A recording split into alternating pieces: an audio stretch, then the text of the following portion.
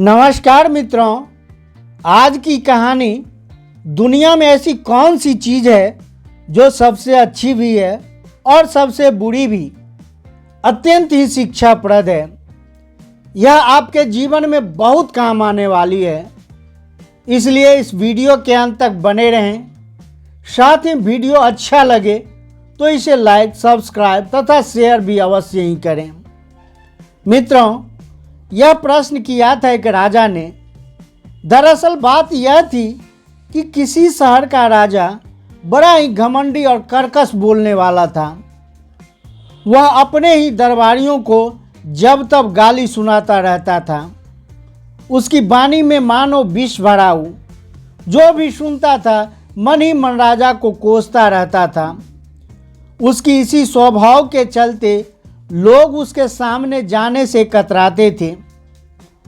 राजा ने एक दिन अपने सभी दरबारियों से कहा, देखो, आप लोगों की नज़र में जो वस्तु सबसे बुरी हो उसे मुझे लाकर दिखाओ।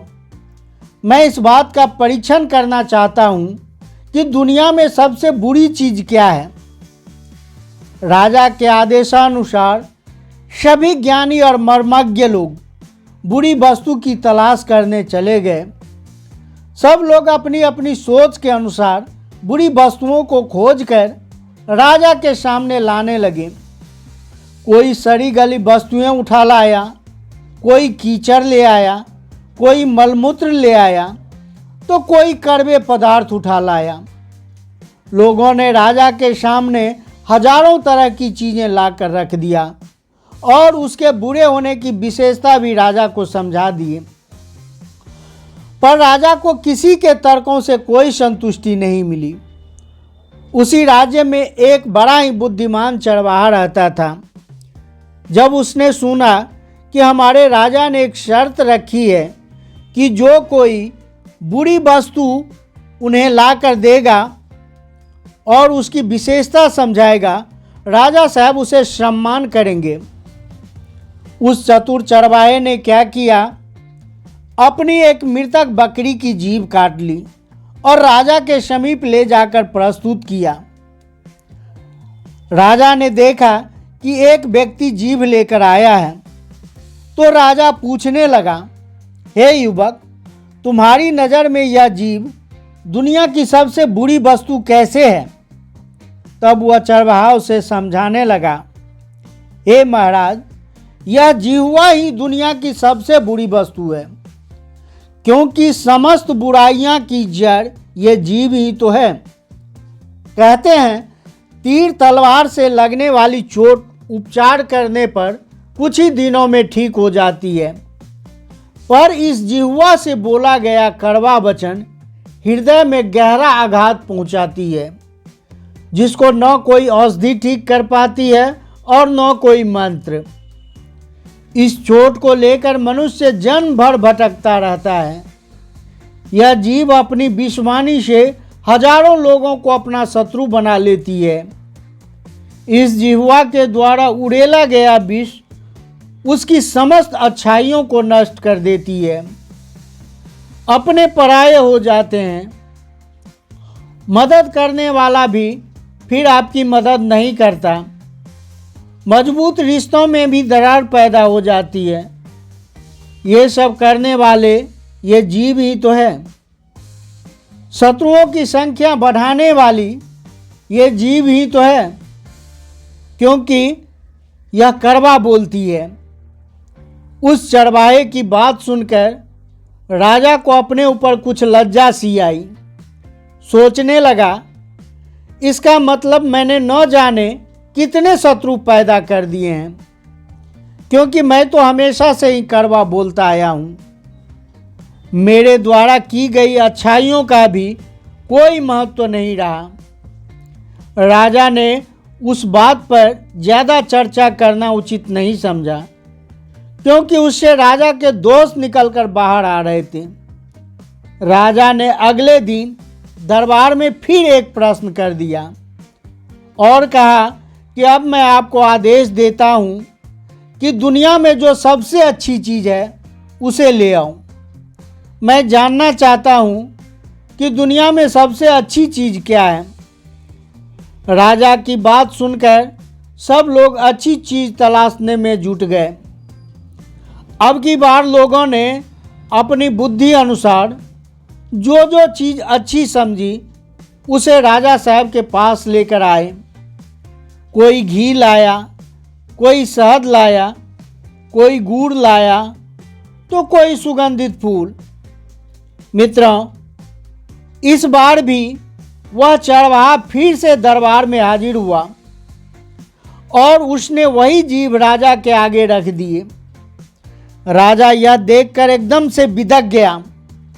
कहने लगा, यह क्या बेतुका मजाक है। मैंने अच्छी चीज़ लाने को कहा था, तुम तो फिर से वही जीव उठा लाए जो कि बुराइयों की जड़ है। जो जीव बुरी है, जिसमें तमाम तरह के अवगुण हैं, वह अच्छी कैसे हो सकती है। राजा की बात सुनकर चरवाहा कहने लगा, नहीं नहीं महाराज, यह जीव ही दुनिया की सबसे अच्छी वस्तु है। जब यह जीव मीठा बोलती है तब लाखों लोगों को अपना बना लेती है। अपने शत्रु को भी जीव के इस गुण से प्रभावित होकर शत्रुता भुलाकर मित्र बन जाते हैं। इस जीव के इसी गुण के कारण लोग उनका सम्मान करने लगते हैं, उसे आदर देने लगते हैं। बिगड़े हुए रिश्तों को भी ये अपने इन्हीं गुणों से ठीक कर देती है। कोई दुखी व्यक्ति है, कोई पीड़ित व्यक्ति है, कोई बीमार है, तो वह इस मधुर वाणी को सुनकर अपनी पीड़ा भूल जाता है। जीव के द्वारा बोले गए अमृत वचन क्रोधी के क्रोध को भी शांत कर देते हैं। मीठा बोलने वाला व्यक्ति अपने मित्रों की संख्या में वृद्धि करता है। अजनबी व्यक्ति भी आपके मदद के लिए तैयार हो जाते हैं। स्वादिष्ट व्यंजनों का सुख भी इसी जीव से ही प्राप्त होता है। पति पत्नी के बीच जीवन भर रहने वाला प्यार भी इस जीव के कारण ही बना रहता है। इसके अमृत वचन हमारे हृदय में ऊर्जा का संचार करती है, हमारे अंदर जोश भर देते हैं। जब ये जीव भगवान का नाम जपता है तो मोक्ष का कारण बनती है। यह जीव मृत्यु का कारण भी है और जीवन का भी। यह मौत के मुख में भी धकेल देती है और मृत्यु के मुख से भी बाहर निकाल सकती है। इस जिह्वा पर विष का भी वास है और अमृत का भी। अब आपको तय करना है कि आप किसको चुनते हो, विष को या अमृत को। विष को चुनोगे तो दुख मिलेगा और अमृत को चुनोगे तो सुख की प्राप्ति होगी। इसलिए हे महाराज, ये जीव ही दुनिया की सबसे अच्छी चीज़ है। अपने विवेक का इस्तेमाल कीजिए और अपने इस जीव से अमृत वचन उगलवाइए। एक बात आपने गौर किया होगा, आपके जीव पर किसी तरह से चोट लग जाती है तो वह चोट अतिशीघ्र ठीक भी हो जाती है, परंतु इसी जीव से यदि किसी को चोट पहुंचाई जाती है तो वह जीवन भर ठीक नहीं हो पाती है ना कमाल की चीज़।